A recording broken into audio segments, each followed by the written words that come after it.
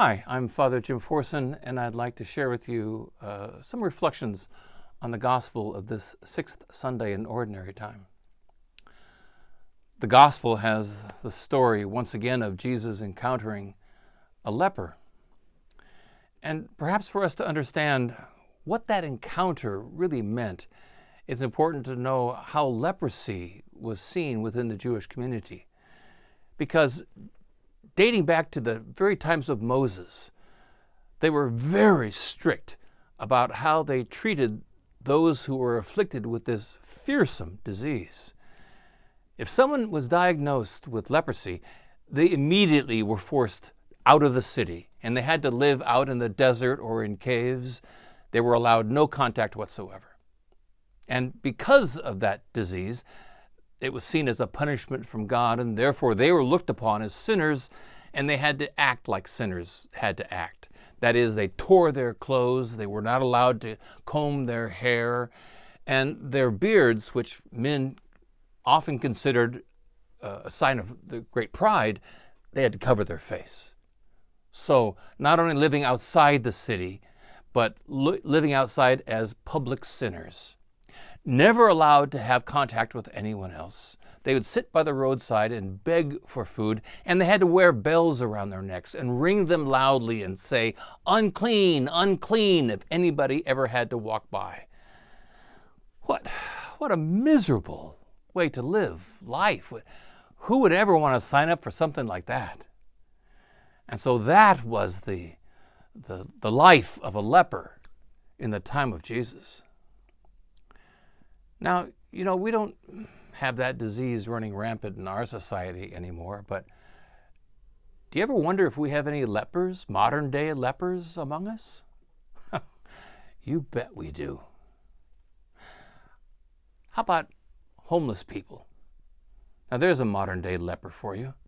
People living in these little shacks they build for themselves on the sidewalks under the freeways, made out of wood and plastic and tents, and some of them living in banged up trailers, and oh my goodness, the trash that's all around them, and broken shopping carts and junk, and the smell is just terrible, and nobody wants them. Nobody wants them to be around them, and it's just, you get the sense of society saying to them, get away, go someplace else and live. Would any of us ever want to sign up for that? No way. Are those our modern day lepers? Oh, you bet. Or how about someone with a terrible disease of AIDS? If you have AIDS, do you think anybody is coming up to you and giving you a big hug and a kiss? And people back away from that disease. Modern day leper? Yeah, of course they are. Or how about undocumented immigrants? Would ever any of us want to be able to sign up for that? Somebody who's living overcrowded conditions usually and working menial jobs for lousy pay? No, and always under the threat of being arrested or rounded up and sent off to live in a country that you haven't maybe lived in for 20, 30, 40 more years? Would any of us want that for their existence? Nobody. So do we have our modern day lepers around us? Oh, you bet we do. They're all around us. And maybe, just like the Jewish people in the time of Jesus, what do we do with them? I don't know what to do with the immigration problem, or with people with terrible diseases, or homeless people. What do we do? Well, maybe helpful to look to see what Jesus did when he had his encounter with a leper. In this story, this leper approaches Jesus, which he should never have done in the first place. They were strictly allowed not to approach people, and needless to say, the crowd that Jesus was with undoubtedly shrank back, not wanting to get anywhere near this guy or him near them. So even though he was prohibited from doing so, undoubtedly he was driven by his misery. The misery of hunger, the misery of the disease itself, the misery that comes from never having another human being even touch you for years. Imagine what that would be like. And driven by all of that, this poor man just throws himself at Jesus' feet and says to him, "You can cure me if you want to." And in the gospel, it shows Jesus' response to be one where it says, "moved with pity," which is a terrible translation of the Greek, because it's not just being moved with pity. Rather, it's referring to the feeling that comes from the very depths of the person's life. Not just their head or their heart, but from their very innards, their core, their guts. This upward surge of emotion is what Jesus experiences. And he says to this poor man, "I do want to. Be healed." And then he reaches out and touches him. This man who had not been touched by another human being for God knows how many years, he touches him. Something that was strictly forbidden by Jewish law. Because then if you touch a leper, well, then you become exiled. You become unclean. But he did it anyway.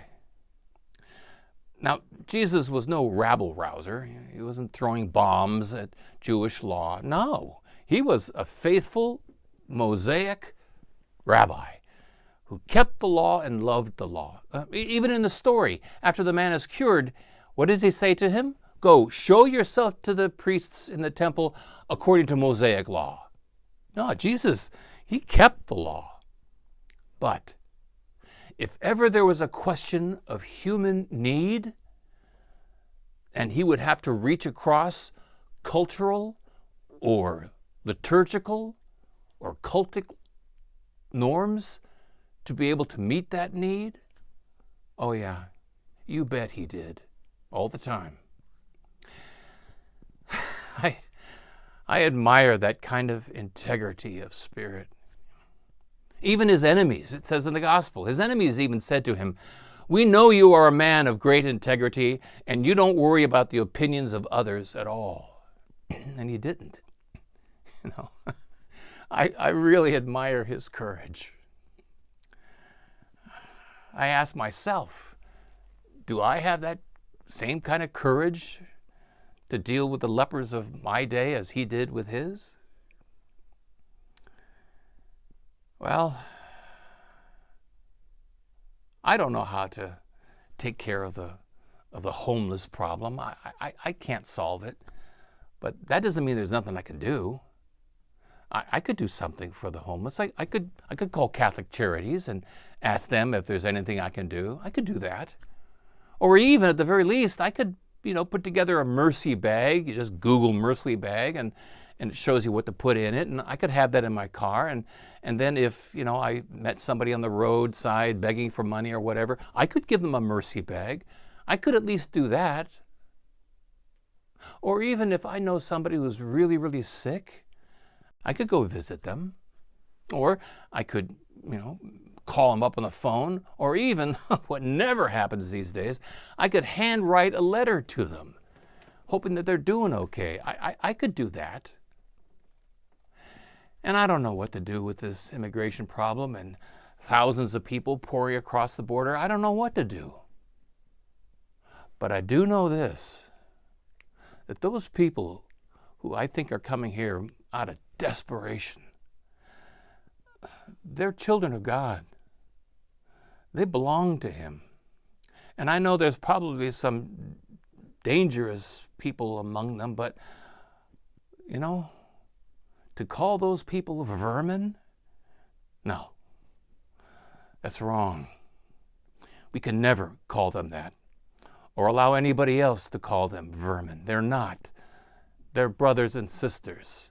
They are children of God, and I've got to consider them, at the very least, consider them as such and treat them as such and insist others do the same. I could do that. I could find the courage, couldn't I, to do some of those things?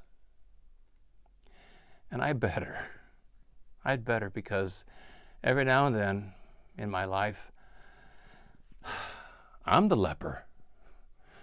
We're the lepers. maybe just a little bit of leprosy. Maybe, I'm growing up and I ask somebody on a date or to go with me to the prom and they say no. And that rejection, that hurts. A little bit of leprosy. Or even greater leprosy when I'm fired from a job unjustly, or I'm passed over or not given the wage I deserve and I'm rejected that way, or rejected because somebody doesn't love me anymore or divorces me. Or that kind of rejection that the lepers in Christ's time felt, I can feel that too. I was a leper once. It was when COVID was really upon us, and one of our parishioners called up because their relative had died in the hospital from COVID, and they asked me to go bless the body. So I went over to the hospital, and the nurses there were great, and they dressed me from head to toe. I had on one of those hair gizmos, and I was double masked, goggles, gloves, a whole gown, the booties on, everything. And the nurse even said to me, there's a great ventilation system in there. Besides, you don't have to worry much at all. The person isn't breathing. And so, really, really safe. And I went and, prayed for and blessed the person. But then when I got back home, I was telling somebody about it. And as soon as I had said to them that I was in the room with somebody who had COVID, I'm not kidding you, they literally jumped across the room to get away from me. I felt so dismissed and so dirty. I felt like a leper. I think we all understand that feeling of feeling like a leper. When sometimes because of the way life has treated us, or maybe even the way we've treated ourselves, and we've done things that are terrible. We've sinned or we've failed, and we feel so low, and we might feel so dirty, and we might feel that, my God, if anybody ever finds out about this, they would be disgusted with me and want to have nothing to do with me. And I imagine all of us can understand what that leper felt like in that gospel, and misery drove him just to throw himself at Jesus' feet, as we would be wont to do, and say, have mercy on me. You can heal me if you want to. And isn't it wonderful to know that we have the kind of God who is moved from the depths of his spirit to respond to us and say, I do want to.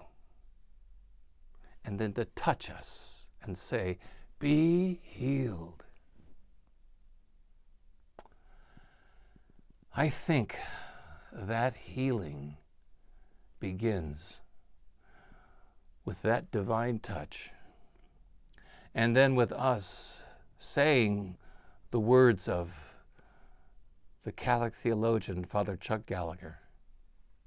We Christians never say, you bums, but always, we lepers.